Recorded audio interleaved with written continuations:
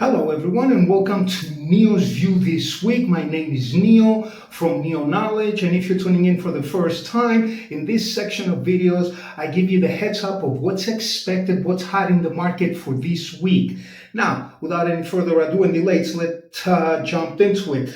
First and foremost, the dollar chilled out last week since last Thursday because of the weak NFP, the job market report that came out from the US. Now you might say, why is that? Because if the job report, in other words, how many job vacancies were created last month, comes out weaker, it means that there is less demand. And with that, when there is less demand, there is less spending, so the dollar tends to weak. At the same time, though, it's chilling off the inflation tension. And a lot of traders and investors noticed that or kept that in mind. And they said, just because of the weak job report, the Feds might start thinking that the inflation, we can handle it, people can accept it, can live with it. So they might hold off to previous comments that the Feds were making. If things go on the way they are, we're going to be forced to increase the interest rate. So with that being said, and the obvious report that came out, traders and investors thought that, so they stopped buying or pushing the price of the US dollar. However, that doesn't guarantee anything. That doesn't mean anything. Nobody knows what the Feds would come up and say on this Wednesday's Fed talks. What is the Fed talk? It's a speech made by members of the Federal Reserve, usually by the chairman of the Federal Reserve, assessing and giving out what they plan to do next. So nothing is for certain. However, it did cause the dollar to cool off, to decrease in price, but at the same time, it gave a chance to gold to start pushing up.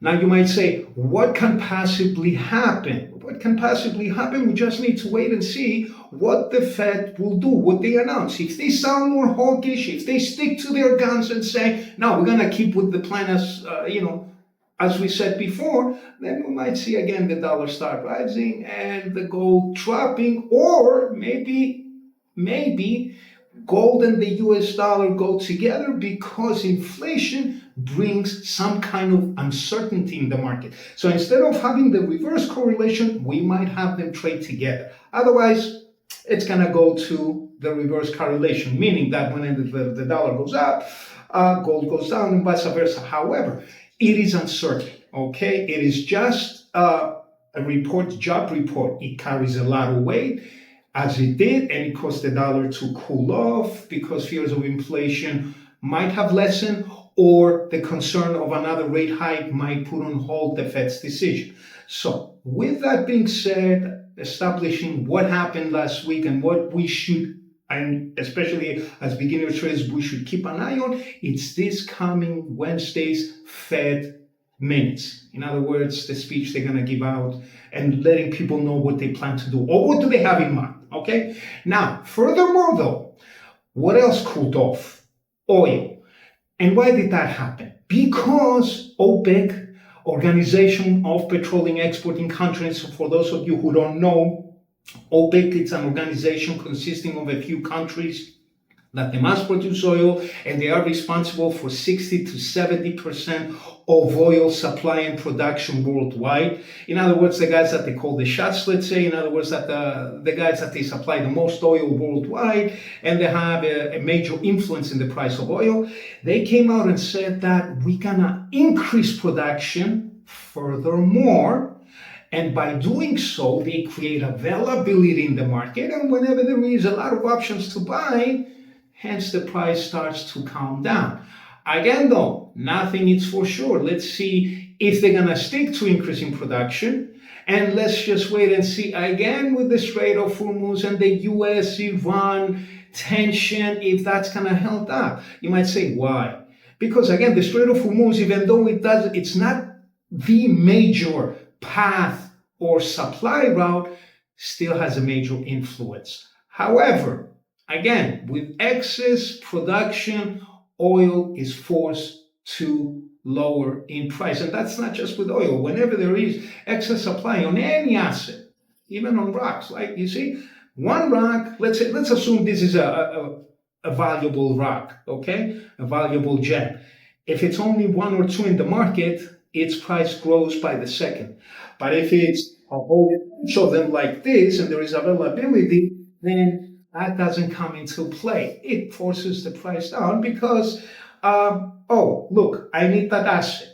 I only have one guy that supplies that asset. I go to him, he says, you want to buy it, you got to pay for it. But what if there are 5 or 6 or 7 or 8 guys? These 5 or 6 or 8 guys suppliers, they start competing with each other. They say, okay, so this guy is charging 10, I'm going to charge 9.5 because people will find it cheaper when they come to me. And then the third guy would actually do the same. Okay, so this guy charges 9.5, let me charge 9 so that I can get more or steal their clientele. And then there is the other guy who might be even smarter and say, okay, I'm gonna charge 9.25, maybe a quarter more than the $9, but I will give you maybe on a bulk order a better price or do not charge you for the transportation.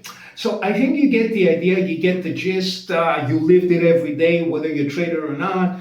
You have your favorite grocery store, but if you notice that the grocery store further down the road sells bananas, for example, or apples, way lesser or on a lesser price than your favorite grocery store, you might say, hey, I like you, you're my favorite grocery guy, but this guy's cheaper. I'm gonna go buy from him.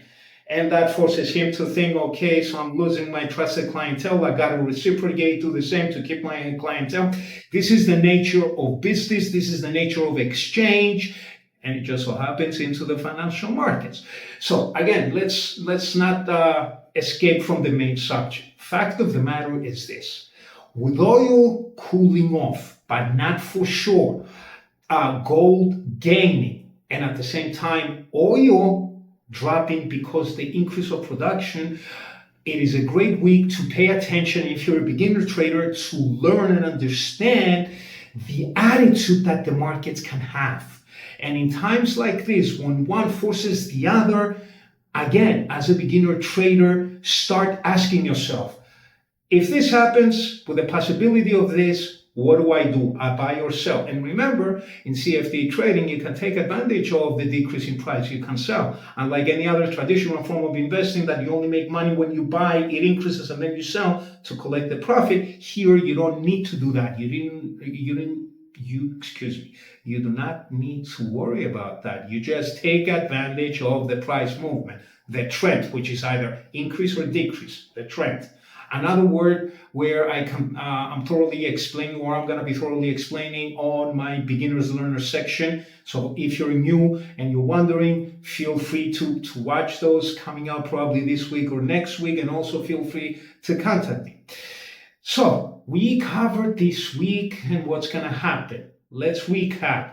Dollar chilled out because the NFP came out weak. It gave a sense to traders and investors that inflation, even though it's high in the States, it could be managed without a rate hike. Not definite though. We don't know what the Feds are still thinking. They might still go ahead. They're just going to hold on to it, which again would cause a reaction from the Feds, and again would cause a reaction in the market. Gold is gaining. We explained why, because weaker dollar, stronger gold, so on and so forth. And when it comes to oil, again, because of availability, future availability in the market, the price dropped. However, again, it is not for sure because Iran, Iraq, the tension might still be there. If it also cools down, then okay, listen to this. If the Iran, Iraq takes a break as well, and this time a permanent break through the UN. They sign something, they make it formal that they're gonna cool off that tension attacking each other. Then, instead of oil keep on dropping, OPEC might just come by and say, okay, so the supply route is free, so I might stop the production, the increase in production, and let prices stabilize. Either way, I will keep you updated. So with all that being said, make sure you watch this Wednesday's Word of the Jungle, where my Goma, my Gorilla Market Scout, will come back and give us a lot more. And if you make sure you subscribe and visit to my channel to get more information, and it would help you definitely to make much more well thought out decisions, especially if you're a beginner trader. It would be a learning curve. It would be a great way to get a feel of how the market works. Thank you for watching. This is Neil. See you this coming Wednesday. We'll roll the jungle with Goma. Bye-bye for now.